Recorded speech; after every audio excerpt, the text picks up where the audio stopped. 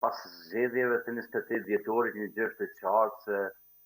institucionet e Kosovës mund të krijohen shumë shpejt. Pra në momentin që kemi një certifikim të rezultat, Po. ku vendi mund të konstituohet, mirë po njëkohësisht mund të krijohet edhe qeveria, pasi që lëvizja vetëvendosje, forca kryesore në vend i ka numër të mjaftueshëm për ta krijuar qeverinë. Mirë po, till pas kësaj kemi një problematik tjetër, të cilën gjë e kemi ditur edhe para një viti, pra në kohën kur ishim në fushatën zgjedhore për zgjedhjet e shkurtër të vitit që kaloi, ditur se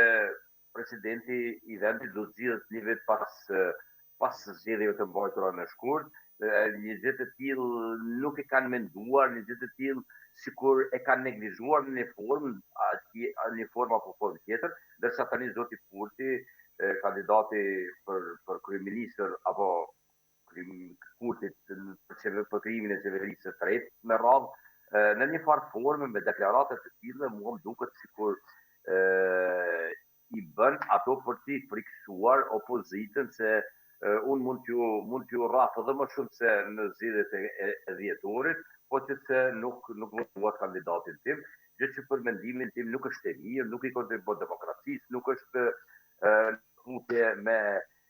një vend të lirë demokratik. Unë jam shumë i sigurt se zoti Kurti do të dëshironte që